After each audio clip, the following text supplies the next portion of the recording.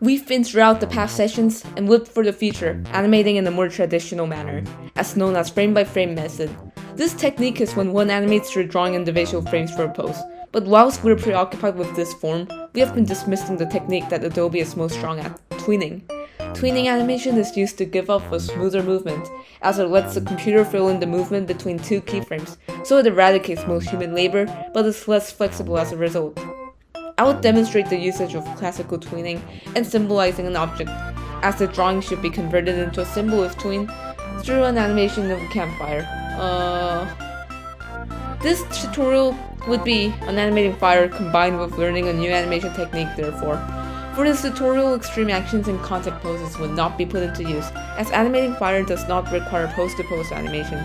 Pose-to-pose animation is where the animator decides the main actions, which are the extremes and contact poses, and fills in the in-betweens, which gives him a lot of control of the animation.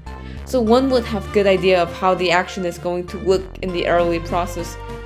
Pose-to-pose animation is applicable to the two previous animations we worked on, which have a defined action. Straight ahead animation is used for animating unpredictable motions such as fire. It's hard to predict how they would work pose to pose. So when animating this, we will just go with the flow. Now, we add colors, applying the knowledge from the previous tutorial using paint buckets. For this occasion, we would delete the stroke line, just to make the fire look more authentic.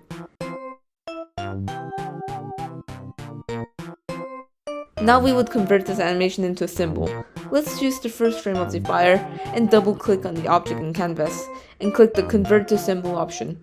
You will be given the choice to name your symbol, but you shouldn't put so much thought into it unless you're fastidious like pro animators out there. There's also an option panel in the bottom, a graphic symbol, a movie symbol, and a button symbol. Graphic symbols would make the animation be played in the timeline but put some restrictions on effects and filters. And movie symbols would give more variety of stylistic choices but would be only played in preview. Yeah, we want to see it play on our timeline and workspace, so we're going to pick for graphic symbols, and we would still have many choices anyway. I'll prove it.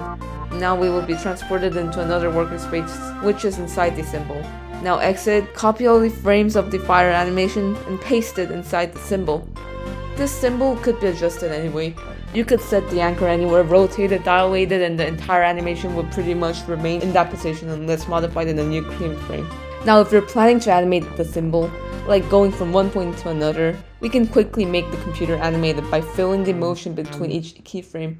Double click the selected section between and pick classic tween. Now the fire moves. And then we can change the rate and the motion of the movement of fire by making it ease in or ease out.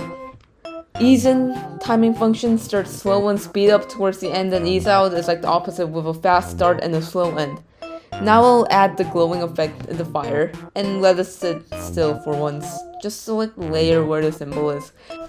Go to the properties panel, and now rather than going into color effects section, we will seek the filter section and pick glow. Now pick a color that is similar to the inner color of fire and set the quality high with high blur too. Yay, stay tuned for the next tutorial. It was an unreliable narrator. Goodbye.